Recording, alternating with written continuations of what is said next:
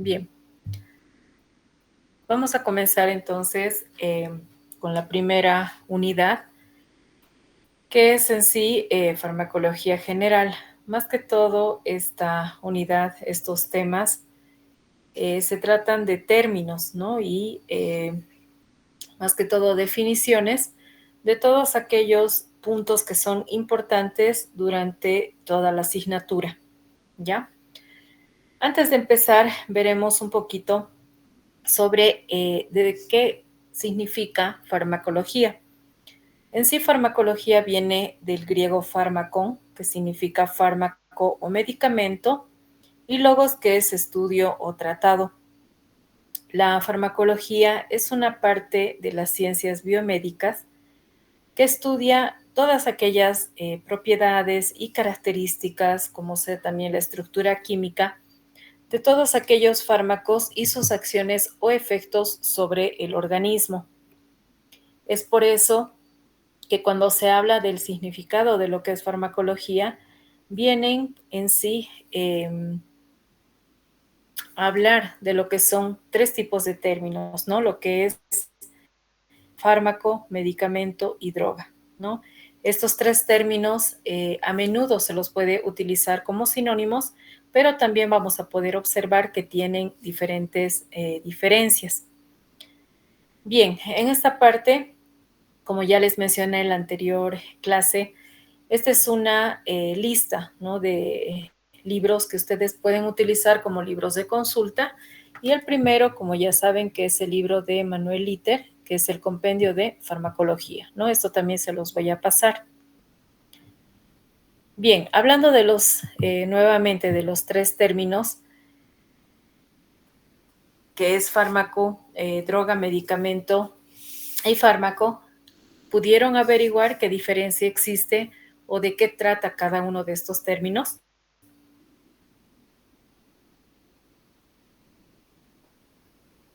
Sí, doctora. Ya.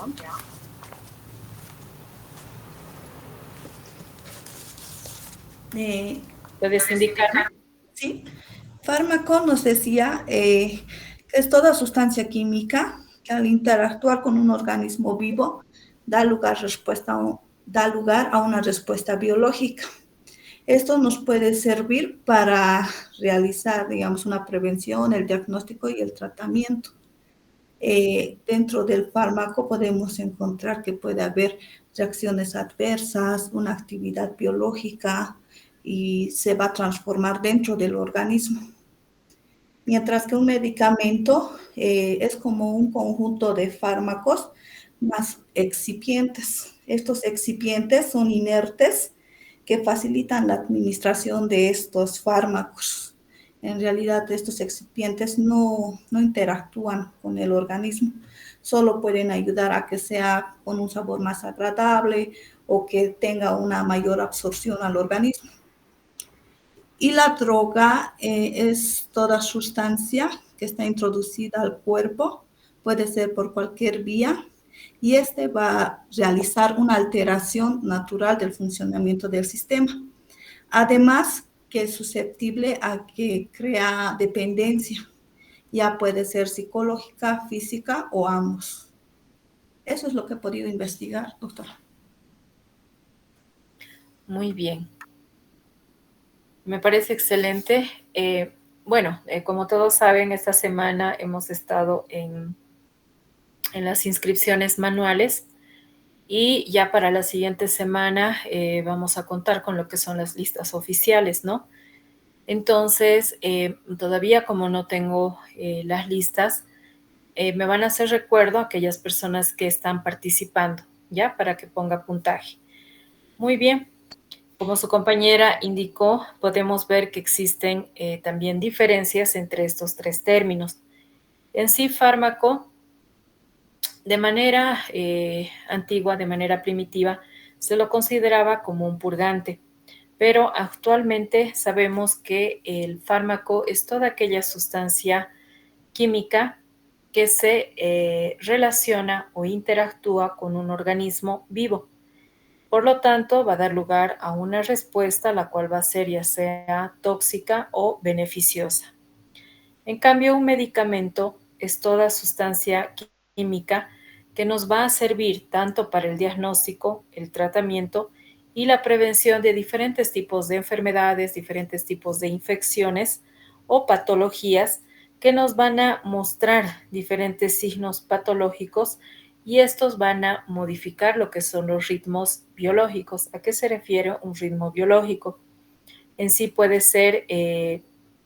tratarse ya sea de la excitabilidad de los músculos, del nervio, cuando hablamos de la reproducción, del crecimiento, también de la respiración, del sueño, etcétera, ¿no? A eso se refiere los ritmos biológicos.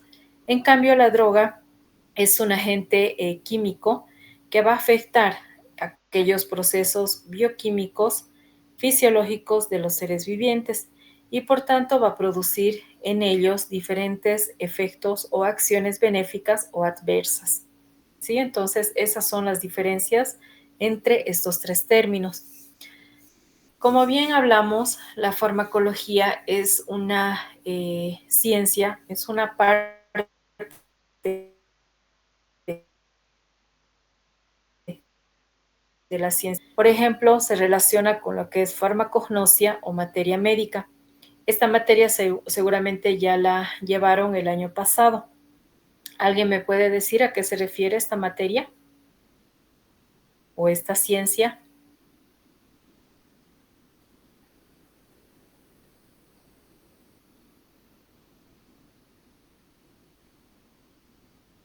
De la farmacognosia, doctora. Sí, exactamente. A lo que recuerde es el estudio de los metabolitos secundarios o las drogas que se encuentran en los diferentes tipos de planta para realizar fármacos y eso es lo que estoy recordando un poco. Hemos Muy sabido bien, identificar con esa materia. muy bien. Exactamente es eso, ¿no? Estudia las características físico-químicas, botánicas, organolépticas, diferentes tipos de características, incluso la estructura de las drogas y el producto que se va a obtener a partir de ellas, ¿no? Cuando hablamos de la farmacología química, como su nombre lo indica, esta ciencia trata del estudio de la estructura química de los fármacos, desde los procesos de obtención, de la síntesis y la relación que existe, ¿no?, entre esta estructura y la actividad o el efecto farmacológico. Cuando hablamos de esta otra ciencia, que es la farmacotecnia o farmacia galénica, también se la conoce con otro nombre. ¿Alguien me puede decir cuál es? La farmacotecnia o farmacia galénica. ¿Con qué otro nombre se la conoce?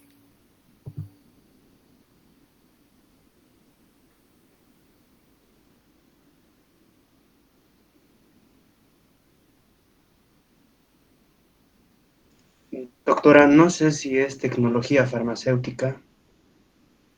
Muy bien, es tecnología farmacéutica. ¿Y te acuerdas de qué trata?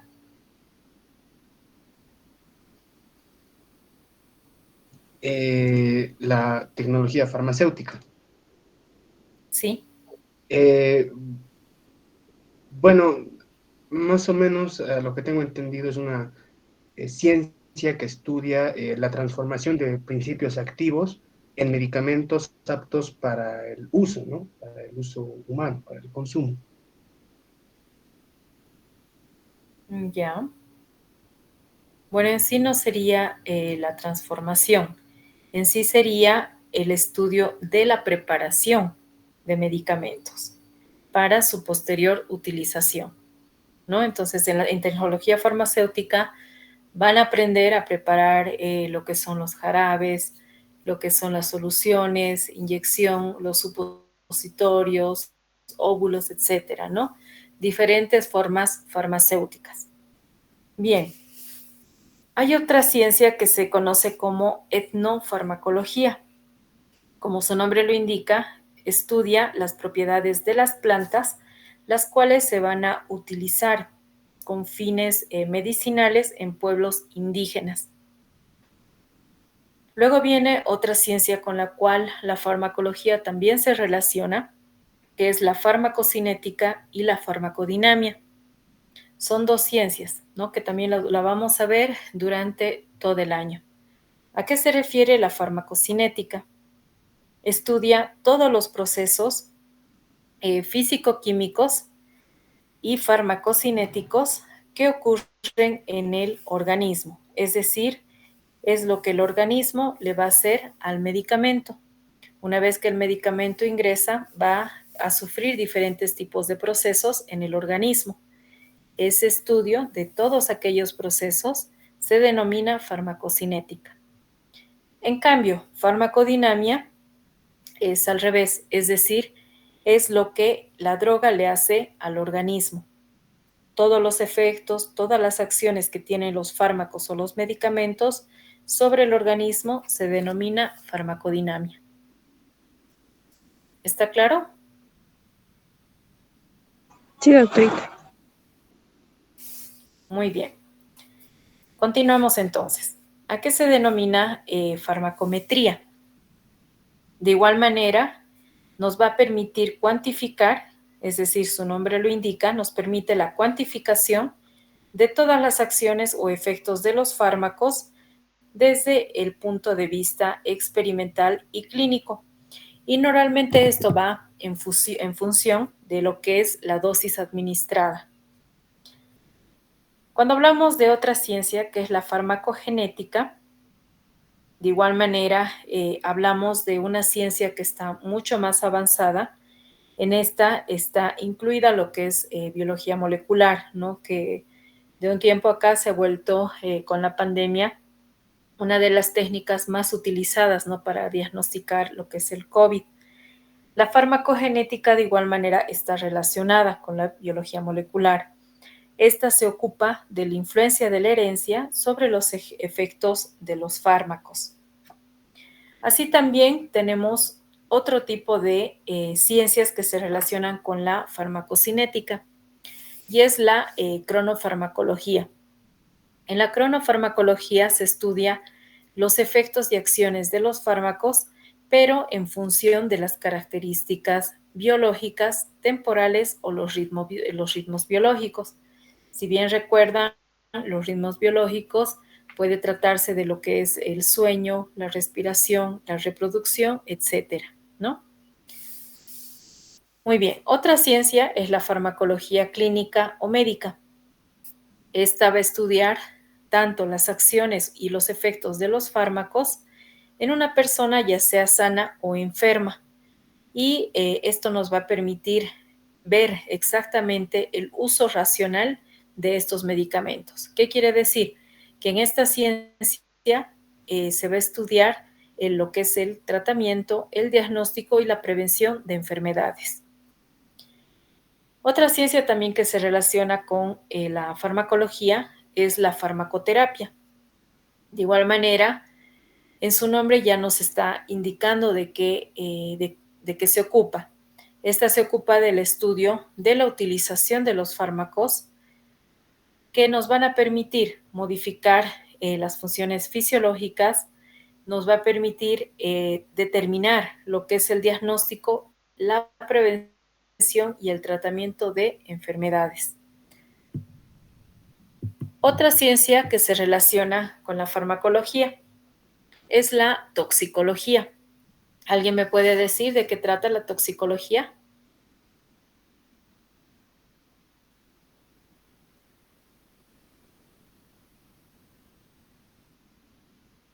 Estudia los efectos dañinos que tiene una droga sobre el cuerpo.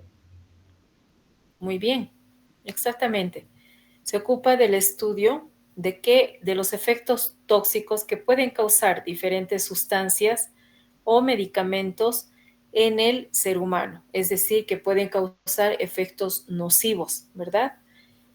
Bien, otra ciencia también que se relaciona con la farmacología es la farmacoepidemiología. Esta se ocupa del estudio del impacto que tienen los fármacos en cuanto a sus efectos beneficiosos y adversos.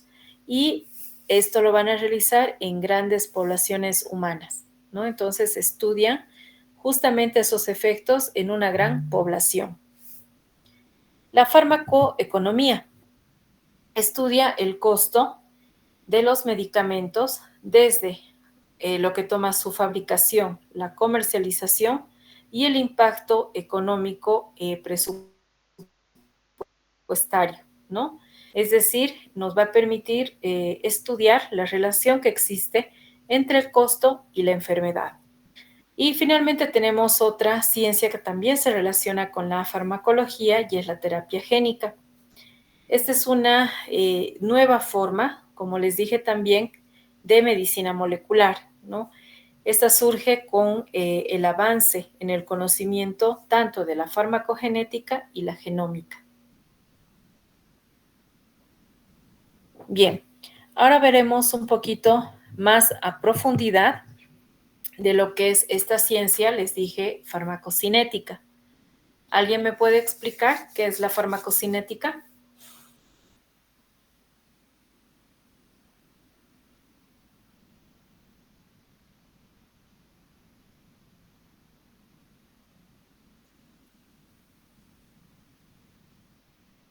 Estudia todos los procesos físico-químicos que ocurren en el cuerpo. Ya, muy bien. ¿Alguien más?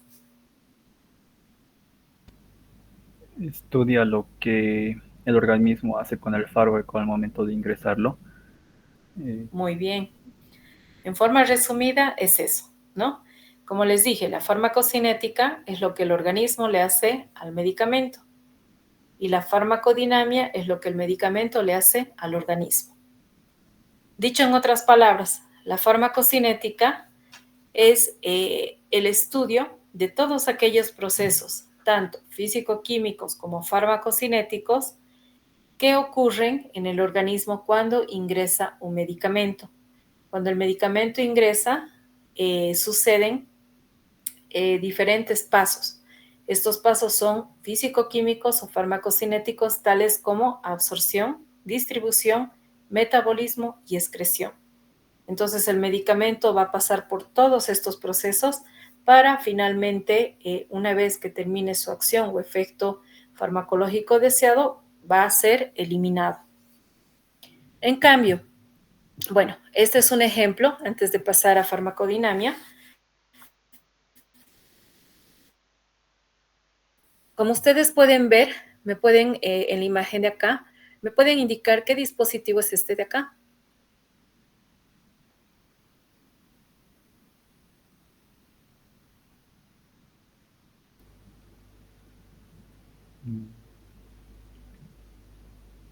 Una aguja, doctora. Inhalador. Ay, Un nada. inhalador. Muy bien. Parecía otra cosa, ¿no? Bien, exacto, es un inhalador. ¿Y qué normalmente contienen los inhaladores? Nicotina.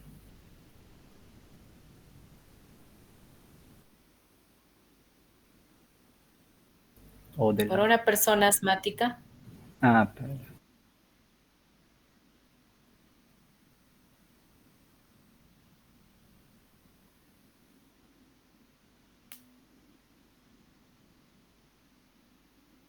a veces utilizan, sí, a veces utilizan las personas que tienen asma o a veces otro tipo de personas también que tienen problemas de respiración, ¿no? O tienen algún tipo de patología a nivel pulmonar. tiene broncodilatadores, corticos. Ya. Muchas veces también pueden utilizar estos inhaladores con dosificador, no sé si alguna vez han visto, y contiene lo que es el salbutamol, ¿no?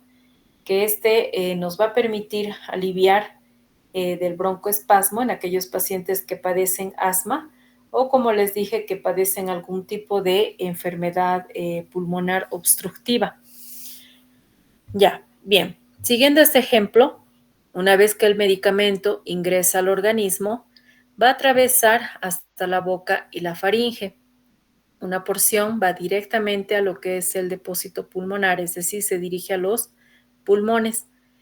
Produce lo que es el efecto o la acción farmacológica deseada, el efecto tópico pulmonar, produce el efecto total, ¿no? En cambio, la otra porción es deglutida, pasa al tracto gastrointestinal, posteriormente pasa a lo que es el hígado para ser metabolizado.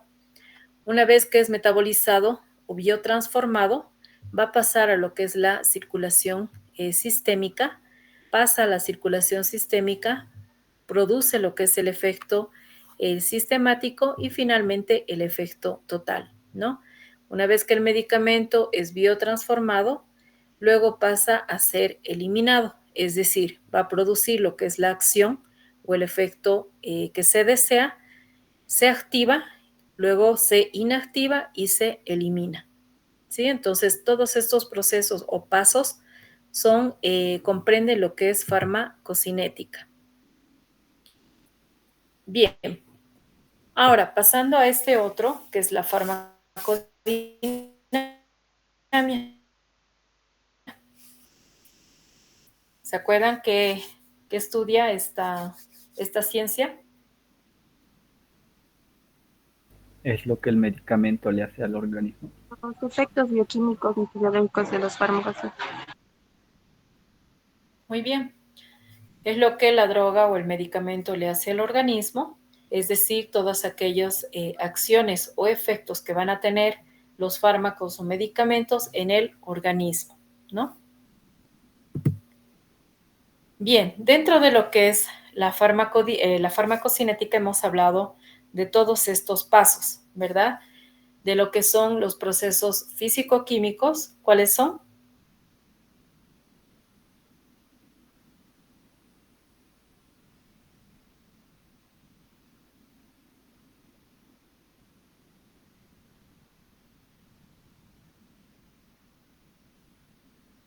¿Cuáles son, muchachos? Desde que el medicamento ingresa al organismo, este va a empezar a pasar por diferentes procesos físico-químicos. ¿Cuáles son?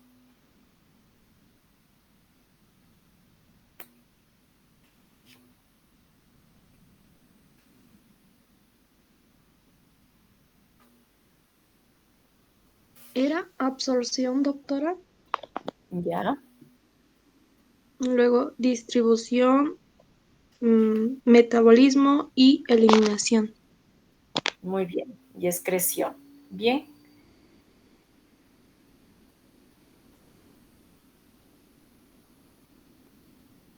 Bien, bien, muchachos.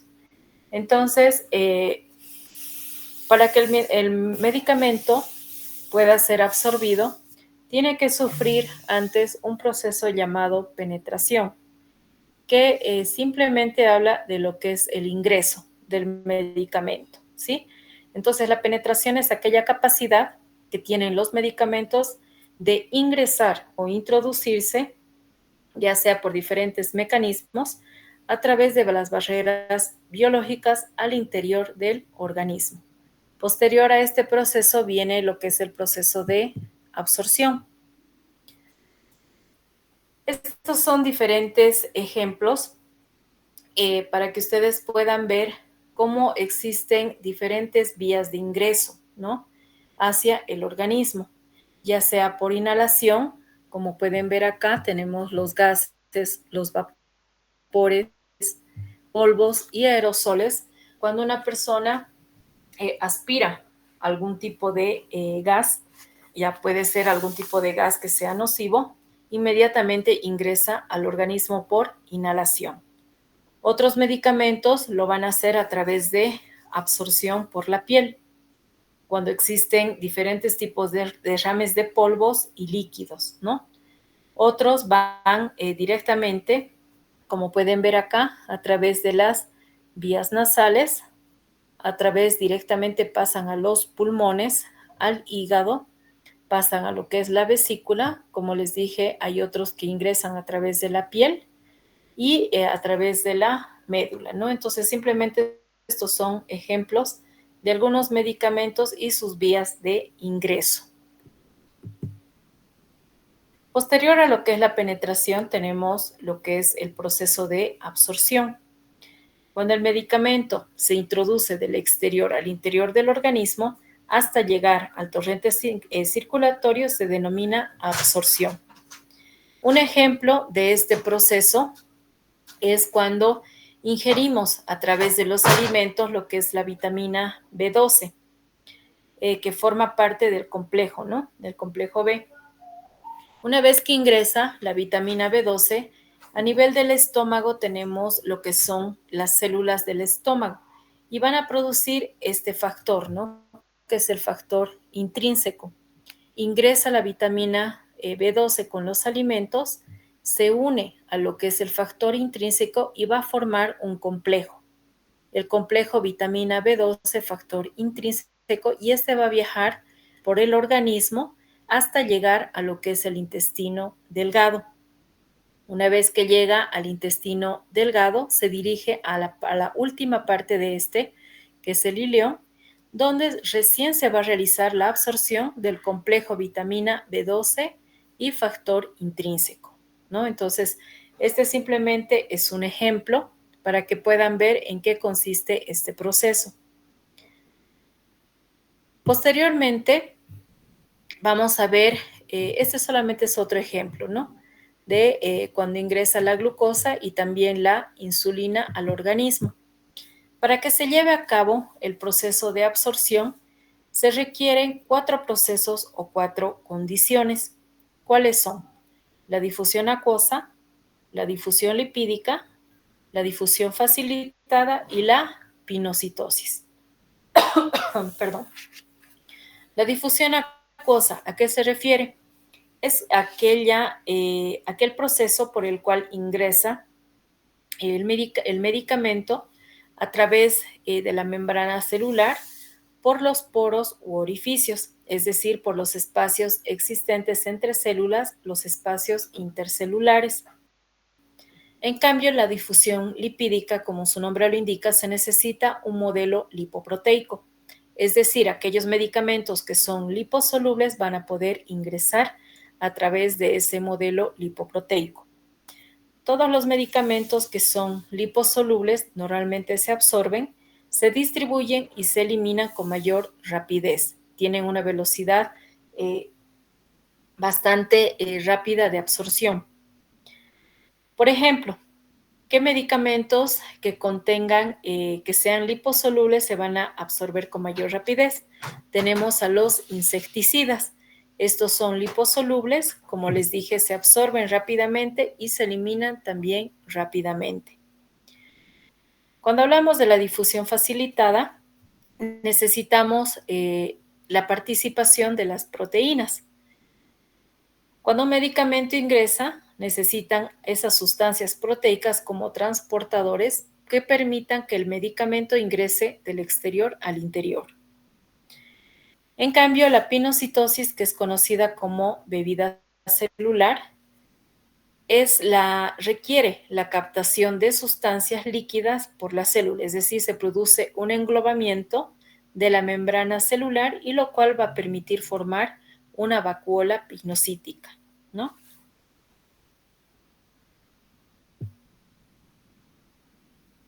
¿Está claro, muchachos? Sí, doctora. Bien. ¿Alguien me puede nombrar cuáles son esos procesos o condiciones para que se cumpla la absorción?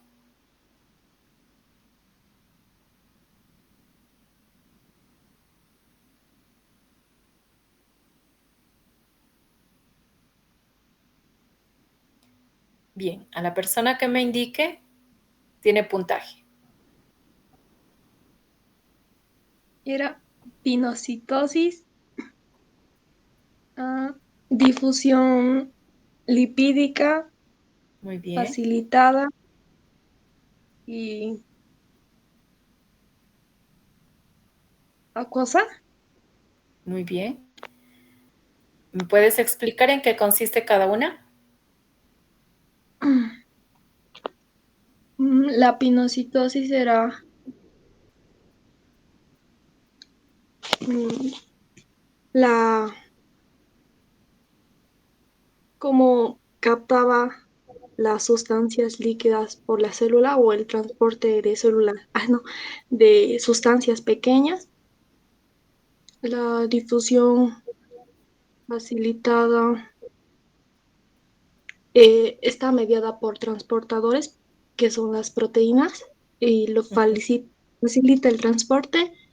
La difusión lipídica era el paso por la membrana celular y sí, una cosa era por los poros de la membrana celular. Muy bien. Bien. ¿Me dices tu nombre, por favor? Laura Sánchez. Laura. Bien, Laura Sánchez. Bien, Laura. Ya, está claro entonces para los demás también, ¿no?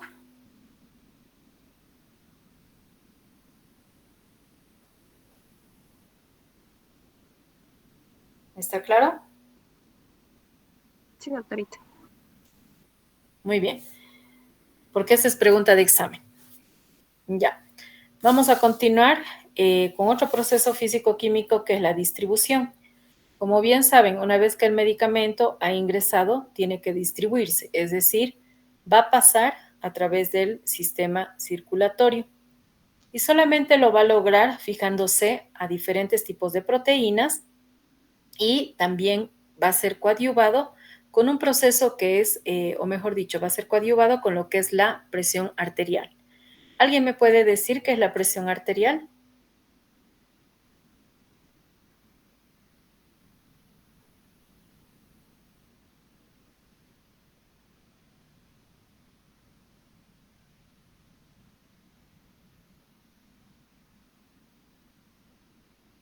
Es la fuerza con la que la sangre empuja las paredes de las arterias cuando el corazón está bombeando.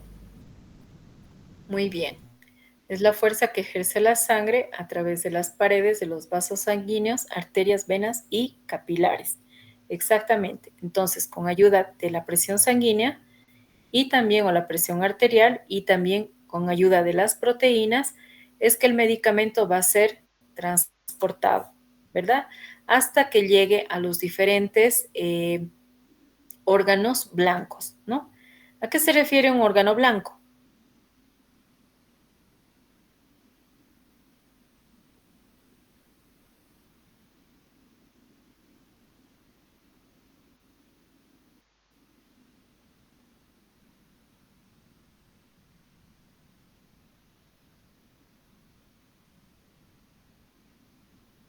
¿A qué creen que se refiere, muchachos?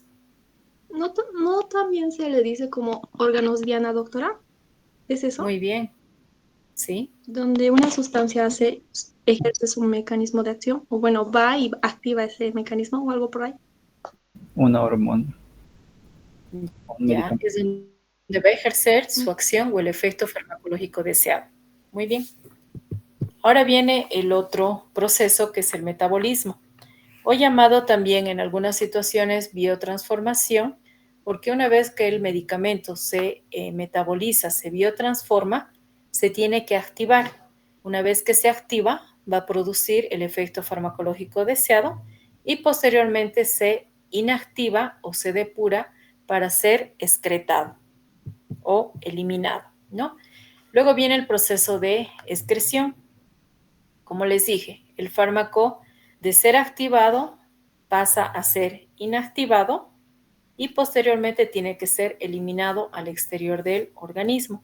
Eso quiere decir que ya cumplió el efecto o la acción farmacológica deseada. Bien. Hasta aquí entonces son los procesos o comprende lo que son los procesos farmacocinéticos. Ya. Vamos a ver ahora otra parte que son las vías de administración. Como su nombre lo indica, es aquella vía o sitio donde se va a administrar el medicamento y a partir del cual va a pasar al torrente circulatorio.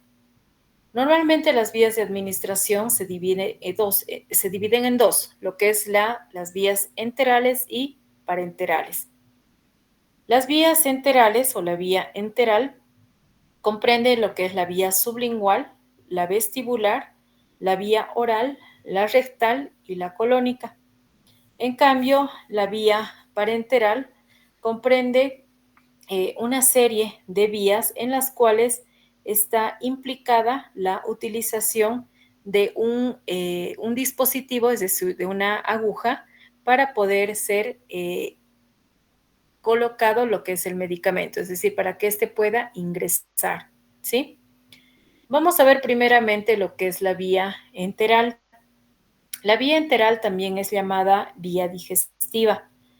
En esta vía, la absorción se va a realizar a través de la mucosa de todo el tubo digestivo. Por eso comprende lo que es, como les dije, la vía oral, la vía rectal, la colónica y la sublingual. Primeramente vamos a ver la vía sublingual. Esta se coloca por debajo de la lengua en lo que se denomina el plexo venoso. Normalmente los medicamentos que son liposolubles van a atravesar de manera rápida o fácil las membranas. ¿Cuáles son las ventajas de esta vía? Su absorción es rápida, se administra de igual manera, de manera fácil. No necesita una persona que sea capacitada para poder utilizar esta técnica. Es cómoda y la velocidad de absorción es grande. ¿Cuáles son las desventajas de utilizar esta vía? No todos los medicamentos que se utilizan para administrarse por esta vía tienen buen sabor. Son pocos los medicamentos que se necesitan que sean liposolubles y muchos de ellos pueden ser irritantes, es decir, van a lastimar la mucosa gástrica. Por ejemplo, tenemos lo que es la nitroglicerina. Este es un medicamento que normalmente se utiliza cuando existen personas con dolor de pecho, es decir, con angina de pecho. Y esto sucede cuando el corazón no recibe irrigación sanguínea.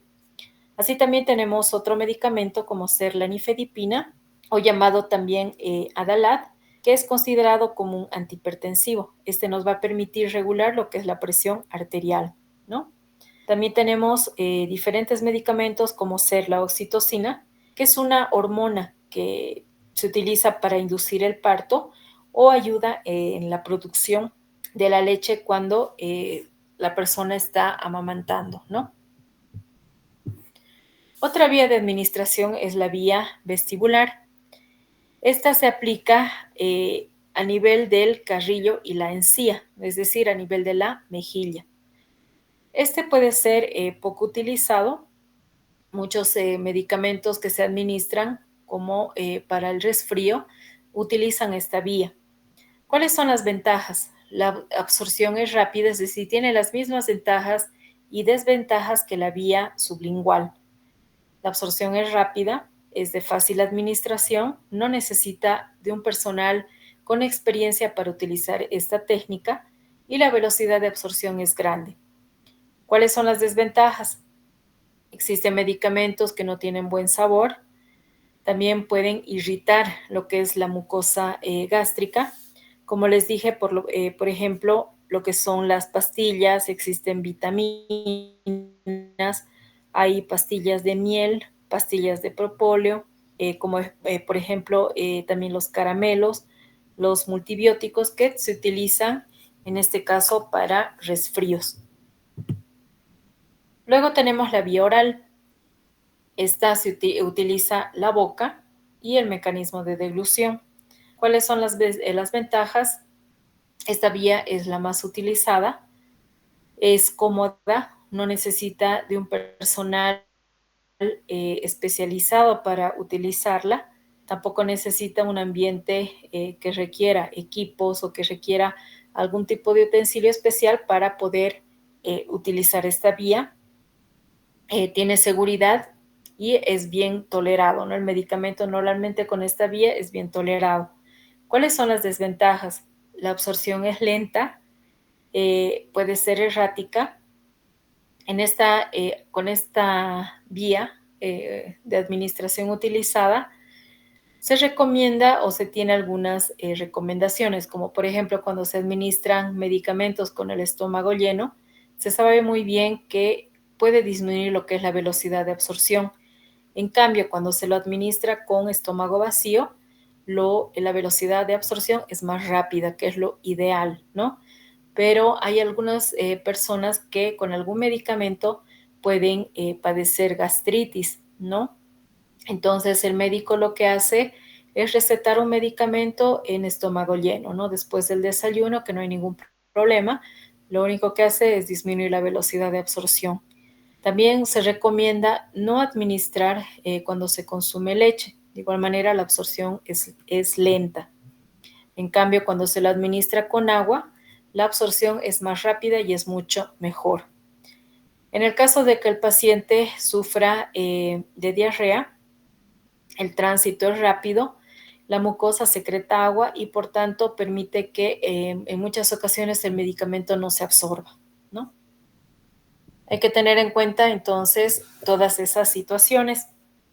Cuando hablamos también de lo que es la vía oral, estamos hablando de un fenómeno o el efecto de primer paso. De manera resumida, este fenómeno trata de aquel proceso por el cual algunos fármacos son metabolizados en el sitio de absorción y la circulación sistémica. ¿Sí? Entonces a eso se refiere. Nuevamente, el fenómeno o el efecto de primer paso es aquel fenómeno por el cual algunos fármacos son metabolizados en el sitio de absorción y la circulación sistémica, es decir, antes de que lleguen a lo que es el hígado. Como les dije, en el hígado se va a metabolizar la mayoría de los medicamentos. ¿Está claro, muchachos? Perdón.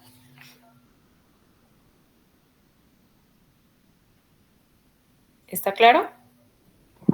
Sí, doctor. Doc, tengo una duda. ¿Sí? En la parte de desventajas de la vía, no me acuerdo ahorita el nombre, de la segunda vía, había una parte donde decía que era errática. ¿A qué se refiere con errática? No te entendí. ¿Podrías repetir, por favor? Ya, en la presentación de las vías había una parte que mencionó de la segunda vía, eh, que era errática. Pero bueno, la desventaja de la vía que tenía una absorción lenta y que era errática. ¿Qué significa errática? De la vía, ¿de cuál vía me estás hablando? ¿Del oral? Sí, Ya, se refiere, hablamos de errático porque en muchas ocasiones cuando administramos con esta vía, que es la vía oral, la absorción puede ser errática. Quiere decir que el medicamento no se absorbe de manera completa y por tanto disminuye su efectividad. Quiere decir que no es errática al administrar por esa vía. Entonces se escoge otra vía. Por ejemplo, en el caso de los niños, muchos niños no toleran algún medicamento por vía oral y sí lo hacen por vía rectal. oye, está ¿Sí? bien, gracias, Entonces a Doc. eso se refiere. ¿Sí? ¿Está claro? Sí, está claro, gracias, Doc. Muy bien. Continuamos entonces. Ahora veremos la vía rectal. Como les dije, esta vía mayormente se utiliza en los niños. En esta se utiliza el canal anal y el recto para la administración. Por ejemplo, se pueden administrar lo que son los microenemas, como el sulfato de bario, o los supositorios. ¿Cuáles son las ventajas? Como les dije, tiene una absorción rápida. En segundos ya pasa a lo que es el torrente circulatorio. No hay efecto de primer paso como sucede en la vía oral y es útil en los niños. La desventaja es que puede ser incómodo, por eso necesita un ambiente adecuado para su administración. Irrita la mucosa del recto. No todos los medicamentos se administran por esta vía. Como les dije, solamente los liposolubles. En el caso de los liposolubles, como les dije, se absorben, se distribuyen y se eliminan con mayor rapidez, ¿no? Y también es una desventaja porque puede afectar al pudor de las personas, ¿no? Y finalmente la vía colónica. Esta vía solo se utiliza en el caso de algún tipo de cirugía o cuando se prepara al paciente para un estudio y se necesita limpiar el intestino grueso. Esta vía puede utilizar lo que son medicamentos como los enemas y tiene medicamentos que se vayan a absorber, ¿no? Como les dije, más que todo para cirugías y para estudios. También se pueden utilizar algunos tipos de antiinflamatorios que actúan localmente, ¿no? Bien, ahora tenemos la otra parte, que es la vía parenteral. Significa paralelo al intestino. Como les dije, en esta vía se utiliza un dispositivo. La idea es que atraviese ya sea una o dos capas de la piel o de las membranas por medio de una inyección, ¿no?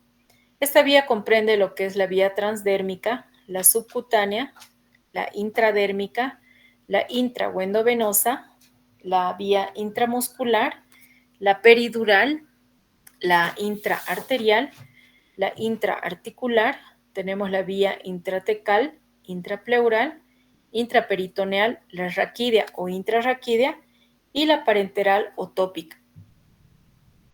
Vamos a ver cada una de estas. En la vía transdérmica o llamada también percutánea, esta atraviesa la dermis.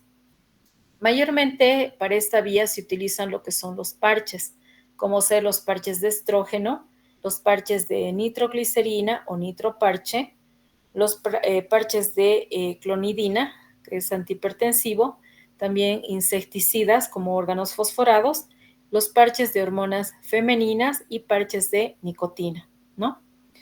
¿Cuáles son las ventajas de la utilización de esta vía? La absorción puede ser lenta y el efecto es prolongado. Es cómoda de utilizar, necesita muy pequeñas dosis para actuar. Y las desventajas es que hay pocos medicamentos que se administran por esta vía y deben ser liposolubles. Y muchos de ellos también pueden causar irritación a nivel de la piel. Esta otra vía, que es la vía intradérmica, de igual manera utiliza el dispositivo de una jeringa y una aguja. Se introduce a nivel de la dermis. Este medicamento permite la administración, esta vía permite la administración del medicamento por diferente vía al oral. ¿Cuáles son las ventajas? Necesita muy pequeñas dosis para actuar, de igual manera. Y las desventajas es que puede ser lenta, también puede ser dolorosa, es difícil de administrarse, es por eso que tiene que hacerlo un personal capacitado, un personal especializado y en un ambiente también especializado o que esté adaptado para esta técnica, ¿no? Se utilizan normalmente para vacunas y para pruebas de sensibilidad, por ejemplo, para la tuberculosis. De igual manera se utilizan para la administración de antibióticos, también algunos analgésicos, antiinflamatorios, ya sean también neurolípticos, corticoides, etc. La vía subcutánea, esta vía normalmente se la administra a nivel de la grasa que está por debajo o debajo de la piel. Se la coloca en un ángulo de 45 grados en la zona grasa. También se administra en dosis entre 0,5 a 12 cc. Las ventajas es que la absorción se la puede realizar o se la puede colocar a nivel del abdomen, a nivel de la cara anterior del antebrazo, a nivel del muslo, deltoides, y en esta parte se inyecta menor volumen para algún tipo de vacunas también, o se lo utiliza para inyectar insulinas. ¿Cuáles son las desventajas? Cuando se utiliza esta vía, se sabe que duele mucho menos que la anterior, ¿no? Es menos dolorosa. También se necesita de una persona capacitada para poder realizar la técnica. La absorción es lenta. No se usan volúmenes grandes, como les dije, entre 0,5, 1 a 12 cc. Y se puede utilizar para diferentes tipos de vacunas. Puede ser para sarampión, antirrábica, la insulina, también para heparina, adrenalina, también se la puede utilizar para la fiebre amarilla, etcétera, ¿no? Pueden haber diferentes tipos de analgésicos también que se puedan colocar por esta vía o otro tipo de medicamentos que utilicen esta técnica, ¿no? En el caso de la vía intra o endovenosa, esta es una de las más utilizadas también. Utiliza una vena, puede utilizarse también la yugular interna o también en el caso de la femoral, ¿no? O también la parte del brazo, en la parte delantera del pliegue del codo. Y esta utiliza la administración de diferentes tipos de medicamentos, ¿no? Se puede colocar lo que es solución fisiológica, solución de glucosa, se utiliza también para antibióticos, para analgésicos, para antiinflamatorios, etcétera, ¿no? ¿Cuáles son las ventajas de utilizar esta vía? En esta, el medicamento no se absorbe, llega directamente al torrente sanguíneo, es decir, no hay efecto de primer paso, como en el caso de la vía oral.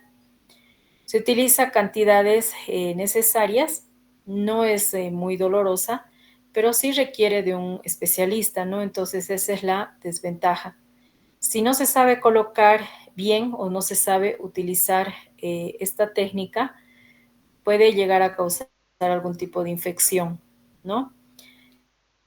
Es difícil administrar medicamentos con esta vía en los niños, ya que requiere o precisa la cantidad, ¿no?, de medicamento necesario para algún tipo de solución que se prepara, ¿no?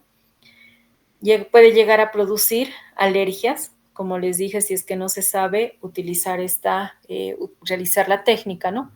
También es ideal para introducir agua. Se puede introducir solución fisiológica, electrolitos y sangre. Ahora tenemos la vía intramuscular. Como su nombre lo indica, se coloca a nivel del músculo, a nivel del glúteo, puede ser cuádriceps, deltoides, etcétera, ¿no? Esta vía se utiliza para colocar vacuna antitetánica, toxoide tetánico, o también algún tipo de vacunas, como ser la anti-DRH, que se coloca en el caso de eritroblastosis fetal. ¿Cuáles son las ventajas? La absorción es rápida por ser muy irrigado, ya que se coloca en la parte de los músculos. Se colocan volúmenes relativamente grandes. Se introduce gran cantidad de medicamento y es poco dolorosa. Las desventajas también requiere de un personal especializado, ya que si no se sabe utilizar esta técnica, de igual manera puede causar algún tipo de infección, ¿no? Y para eso, para tratar infecciones, sabe muy bien que se tienen que utilizar diferentes antibióticos. Vamos a hablar ahora de la vía intraarterial. Se utiliza en el caso de oncología, en terapia tumoral, y se utiliza también la arteria hepática, ¿no? Para esta se necesita un equipo de radiografía y, de hecho, un personal especializado. En la vía intraarticular se la realiza a nivel de las articulaciones y también un equipo especializado o un personal especializado que sepa cómo realizar esta técnica, ¿no? En el caso de la vía intrapleural, esta se lo utiliza en el caso de cuando existe, ¿no? En la pleurodesis, que es una secreción de líquido. Esta se produce como consecuencia de procesos tumorales en la pleura o procesos inflamatorios.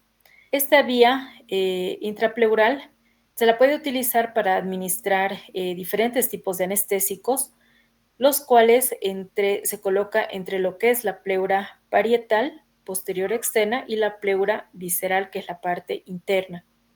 Se utilizan para diferentes enzimas proteolíticas y diferentes tipos de antibióticos. En el caso de la vía intraperitoneal o intraabdominal, esta vía es un método que se utiliza para administrar medicamentos directamente a la cavidad abdominal a través de un tubo delgado. Luego tenemos la vía intrarraquídea o intratecal. Esta atraviesa lo que es la dura madre, donde está el líquido cefalorraquídeo, ¿no? En el espacio subaracnoideo. Se utiliza para colocar anestésicos y antibióticos como terapia al sistema nervioso. En los medicamentos, como les dije, se inyecta en la parte baja de la espalda, perdón, mediante lo que es la técnica de punción lumbar. El medicamento va directamente al líquido cefalorraquídeo, ¿no? Entonces, lo que pasa es que describe lo que es el espacio lleno de líquido localizado entre las delgadas capas del tejido que recubren lo que es el cerebro y la médula espinal. En este caso, se pueden inyectar medicamentos, ya sea en el líquido, o extraer una muestra para diferentes tipos de análisis de laboratorios. ¿Qué medicamentos se pueden administrar utilizando esta vía? También les mencioné la lidocaína, puede ser los esteroides, los antiinflamatorios, los antibióticos, también analgésicos, los citostáticos y algunos medicamentos o antibióticos también que se utilizan como la anfotericina B para el caso de la meningitis crónica. Otra vía que se utiliza es la vía peridural. Esta se coloca en el espacio peridural fuera de la dura madre y en el caso solamente de anestesia local durante el parto. La vía tópica es de acción local. En esta se utilizan diferentes cremas a nivel de la piel, colirio para los ojos y gotas al oído. La vía intramedular, como su nombre lo indica, se coloca a nivel de la médula ósea. Y la vía inhalatoria, utiliza el pulmón como órgano de administración. En esta se pueden administrar gases, aerosoles, están los líquidos volátiles, anestesia, también administración de lo que es el oxígeno, líquido atomizador en pequeñas cantidades y los líquidos vaporizables, así también como nebulizadores. ¿Cuáles son las ventajas de utilizar esta vía? Es fácil de usar, la absorción es rápida a través de la membrana y tiene un efecto inmediato. Y las desventajas que puede llegar a causar irritación de la vía aérea, ¿no? Muy bien. Bien, bien muchachos. Vamos a quedar aquí. De todas maneras, yo les dije que iban a presentar un trabajo. ¿Y el trabajo en qué consiste? En que tienen que averiguar, tienen que investigar de manera personal entre 2 a 3 ejemplos de medicamentos que se administran por cada una de las vías que hemos llevado. ¿Sí? Como les digo, solamente 2 a 3 ejemplos de cada una de las vías. Obviamente existen otras vías de administración. Yo he mencionado las más utilizadas. Pueden existir lo que son la vía genitourinaria, está la vía conjuntival, puede haber lo que es la vía intravascular, la vía intraósea, etcétera, ¿no? La intraneural. Ya depende de ustedes si quieren ampliarlo un poquito para presentar en el trabajo, ¿sí? Yo les estoy pidiendo de todas las vías que les he dado, entre 2 a 3 medicamentos que se administran por esas vías. Pero yo no quiero que me coloquen inflamatorios, anestésicos o antibióticos o antiinflamatorios, etcétera, ¿no? Yo quiero que me digan el nombre. ¿Sí? ¿Me dejo entender? Por ejemplo, ¿qué antibiótico se puede administrar en cualquiera de estas vías? Existen diferentes tipos de antibióticos, está lo que es la penicilina, la cefalosporina, están las sulfonamidas, están los ¿cómo se llama? Los carbamatos, o sea, son ejemplos de diferentes tipos de antibióticos y de medicamentos que pueden administrar por estas vías. ¿Sí? Entonces no quiero que me lo pongan de manera general. ¿Me dejo entender? Sí, doctora, solo de lo que avanzamos, ¿no? O añadimos más, como se les dijo. Depende de ustedes. Como les dije, solamente los que hemos avanzado, si ustedes gustan, está muy bien. Pero si quieren ampliar un poquito más su trabajo, lo pueden hacer. ¿Ya? Les voy a dar una semana. Por eso me hubiera gustado pasar ya esto el día de ayer. Bueno, al otro grupo ya les di el trabajo el día miércoles, ¿ya? Pero no hay problema, les voy a dar una semana. Normalmente lo que yo hago es dar un trabajo a la par, ¿sí? Entonces avanzo con ambos grupos a la par.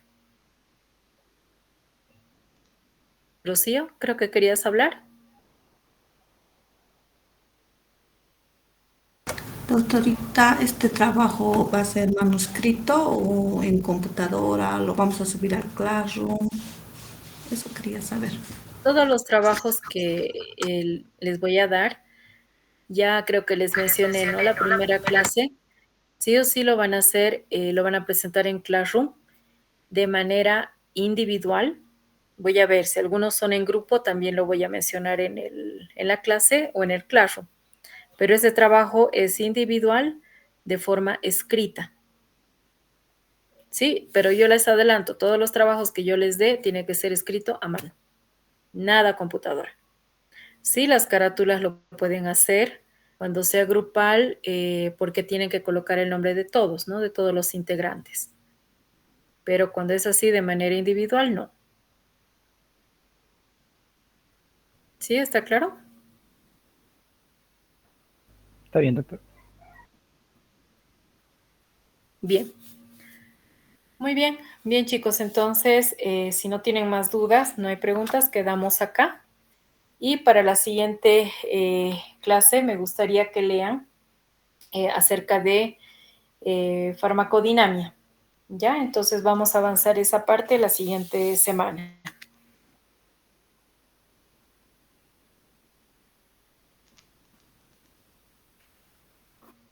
Bien. Bien, muchachos, quedamos aquí. Que tengan buenas noches y que tengan... sí, Adriana. Doctora, buenas noches.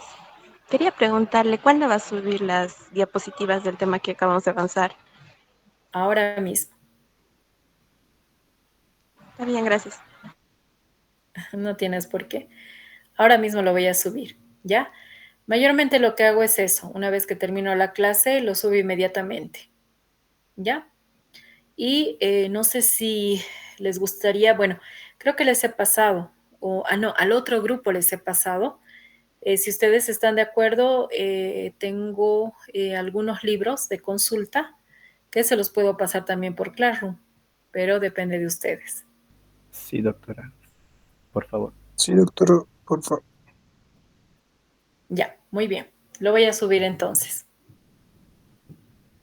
Bien, bien muchachos, entonces quedamos aquí y cualquier duda, cualquier consulta, con todo gusto lo pueden realizar. Bien. Que tengan un buen